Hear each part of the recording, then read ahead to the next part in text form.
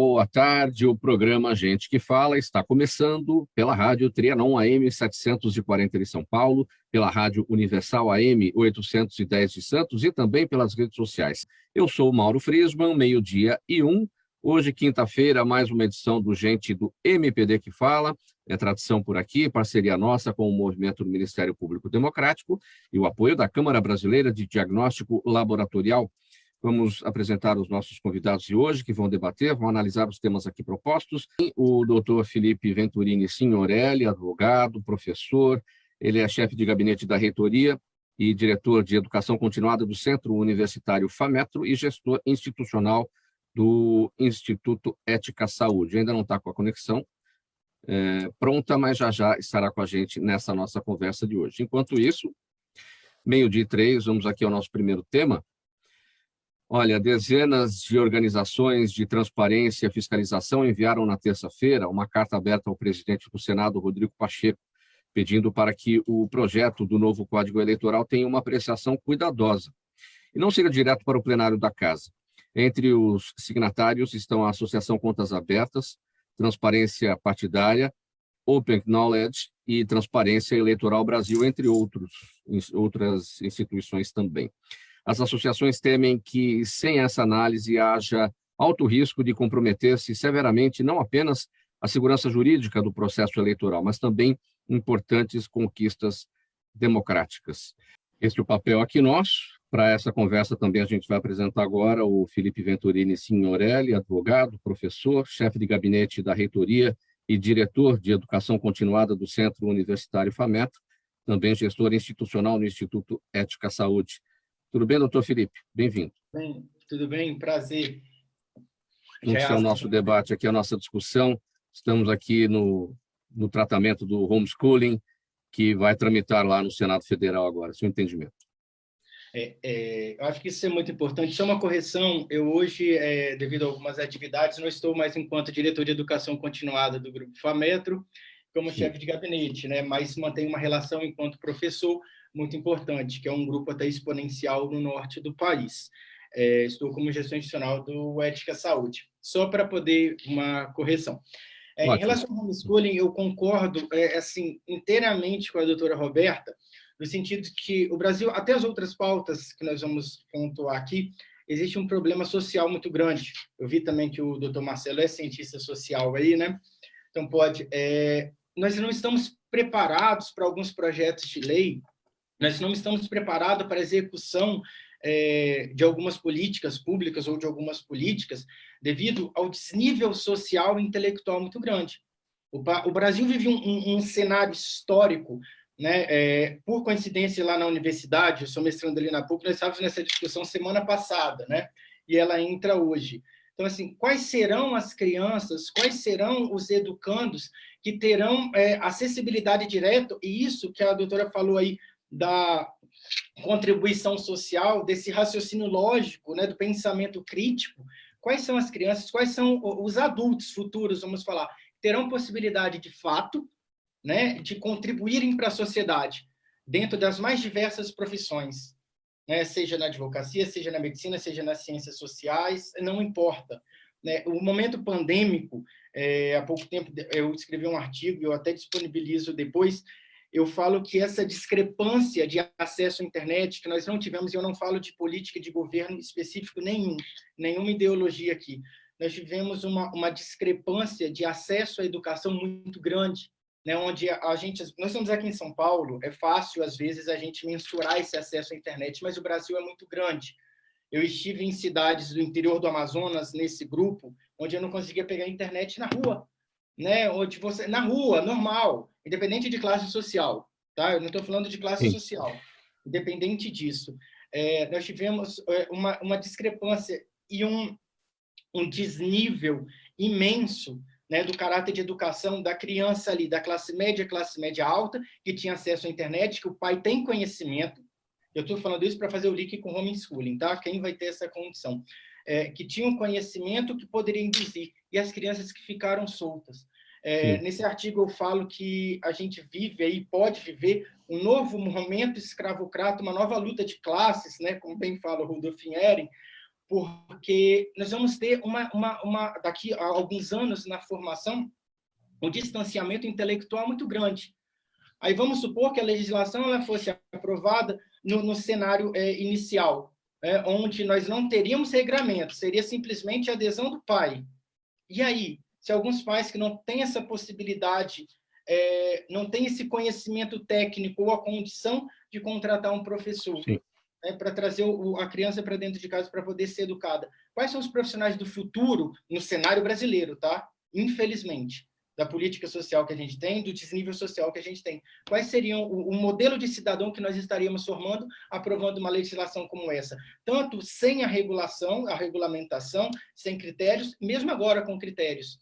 Essa parte ideológica que a doutora Roberta colocou, para mim, sim, foi fantástico, não tinha mensurado isso. E essa é a minha posição. Nosso próximo tema por aqui. Em sua coluna de ontem, no UOL, o jornalista Leonardo Sakamoto diz que não é novidade que, após chacinas cometidas pela polícia ou pela milícia no Rio de Janeiro, perfis bolsonaristas nas redes sociais celebrem efusivamente as mortes. Segundo ele, o jornalista Sakamoto, é preciso atenção a esse comportamento, pois essa falta de respeito à justiça e o apoio ao justiciamento com as próprias mãos é o mesmo motor que alimenta o risco de insurreição de apoiadores do presidente contra instituições em caso de derrota em outubro. É esse caos, não é, doutor Felipe, que a gente verifica no dia a dia, que faz com que as pessoas não olhem para os lados, né? Porque elas têm a preocupação da sobrevivência do dia a dia, de correr atrás das coisas, do emprego que não vem, do salário reduzido, e esse caldo de caos, né? Que as pessoas enfrentam, não deixa com que elas observem o que está acontecendo. Então, quanto maior o caos, às vezes, parece mais interessante para quem está provocando tudo isso.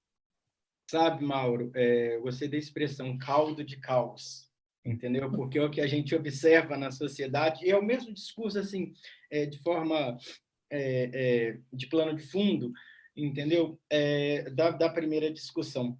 Nós vivemos, eu não gosto muito, claro, o jornalista ele coloca assim, movimentos bolsonaristas, né? Tanto movimentos bolsonaristas, petistas, seja qual for.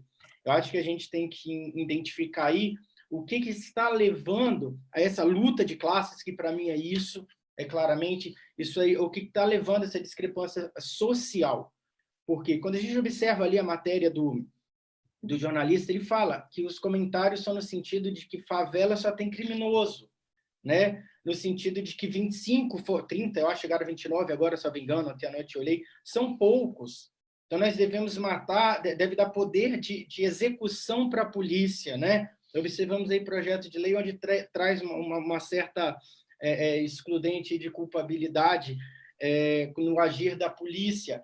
Nós observamos ali o chefe da polícia no estado do Rio de Janeiro culpando a Suprema Corte. Então, nós observamos o antagonismo, por isso que eu falei, não gosto assim de mencionar o bolsonarista, o petista, nesse sentido. Acho que a gente tem que olhar de forma bem ampla o que está acontecendo com a sociedade brasileira. Que antagonismo, que polarização é essa que leva, como bem colocou a doutora Roberta, entendeu? Que leva a busca por um salvador, entendeu? Eu acho que quando a gente observa isso, a gente tem que saber qual vai ser o reflexo. Não acredito que nós vamos ter uma guerra, não acredito que a STF vai ser fechado, se Bolsonaro ganha, se o PT ganha, são as mesmas discussões que nós tivemos há anos atrás, quando a esquerda vinha para o poder, agora, quando a direita, a extrema-direita se mantém no poder. Eu acho que a discussão maior e cunha aí no caráter de educação, cunha no caráter de busca por transformação social, entendeu? O porquê que existe, nós vamos ver uma matéria depois aí falando da transfobia também, o porquê que existe esse ódio, esse discurso de ódio entre classes, que isso, aparentemente, ele nunca foi superado, mas tinha sido mitigado ao longo do tempo, né, ao longo dos anos, e agora ele volta, entende? Você falou da transfobia, doutor Felipe, eu vou passar rapidinho aqui pelo próximo tema, aqui com você mesmo, para a gente chegar lá, porque já são 12h43, vamos avançar aqui. Olha, o evento Diálogos Abimed, que ocorreu na Hospitalar 2022, abordou as mudanças na lei de licitações e os impactos no setor de saúde. Segundo debatedores, as mudanças na lei de licitações dizem respeito à evolução e à adaptação, mas, por outro lado, isso remete a uma mudança cultural. Para eles, apesar de muitos pontos positivos da lei anterior terem sido mantidos, ainda não existe um ponto de vista fixo, pois a mudança é recente, necessitando de uma participação técnica e jurídica para proporcionar mais confiança. Aqui, doutor Felipe, o que a gente observa no Brasil, muitas vezes, um descompasso entre o que diz a lei e a sua aplicabilidade de fato, a forma como ela foi regulamentada para a sua aplicabilidade. Em que medida essa nova lei de licitações, em relação à saúde, evidentemente, isso começa a ser corrigido, pode ser corrigido, ou seja, esse ajuste entre a intenção do legislador e a segurança jurídica da aplicação dessa legislação que foi pensada? Então, eu acho que a gente pode falar assim, em relação à saúde, mas a gente pode trazer o caráter genérico, né? A lei de licitações, ela tem por si um propósito principal, munir a administração pública de instrumentos eficazes para que o processo de contratação pública, seja por licitação, seja por contratação direta, ela garantam os bens e serviços com custo-benefício melhor para a administração pública. Nós temos uma legislação, a 8666, com 30 anos, né, e aparentemente ultrapassada. Falando da área da saúde, que é muito sensível, e infelizmente, e o momento pandêmico em que nós vivemos, nós observamos um alto índice de corrupção.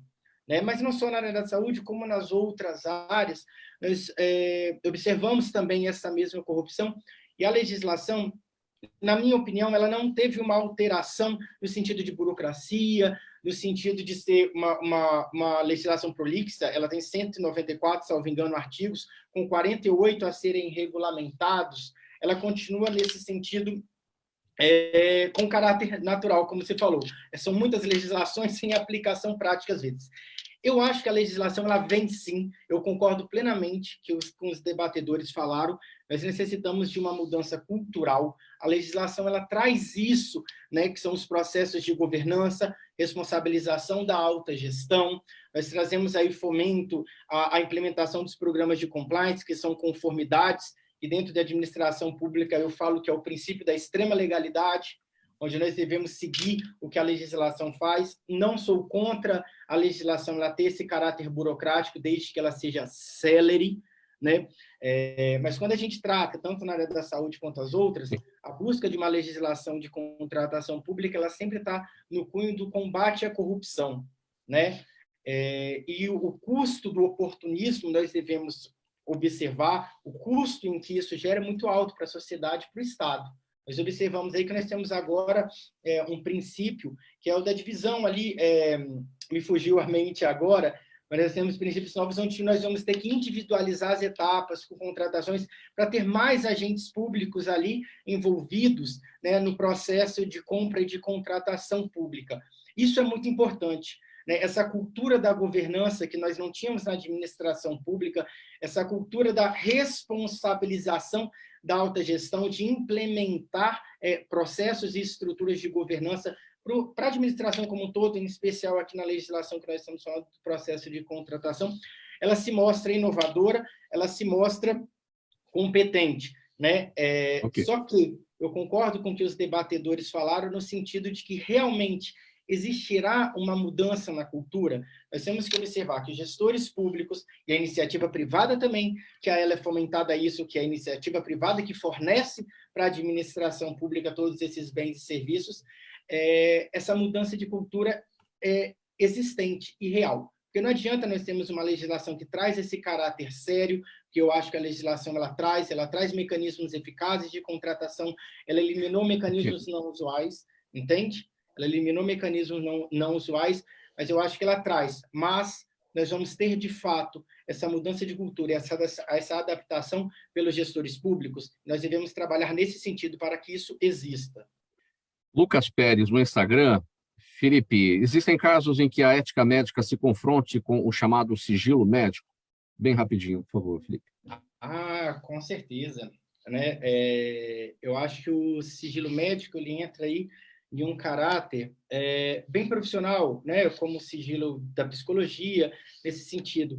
Mas a ética médica, né, ela vem no sentido de trazer, como nós vamos falar, trazer, por exemplo, no caso de cirurgiões, bem rápido, né, você falou, negociações, por exemplo, com fornecedores, com distribuidores. Então, o sigilo, nesse sentido, ele cabe ao paciente, à particularidade, à personalidade do paciente. A ética médica, ela vem no sentido amplo, tanto não no vazamento desse sigilo, quanto no comportamento do médico para com a sociedade, para com as empresas que contratam, para com os caráteres de distribuição, nesse sentido. Vamos colocar um ponto final nessa edição do programa Gente que Fala de quinta-feira. É o Gente do MPD que Fala, parceria nossa com o Movimento Ministério Público Democrático e o apoio da Câmara Brasileira de Diagnóstico Laboratorial. 1 hora, 1 minuto. Obrigado pela audiência, minha gente. Tchau, até amanhã.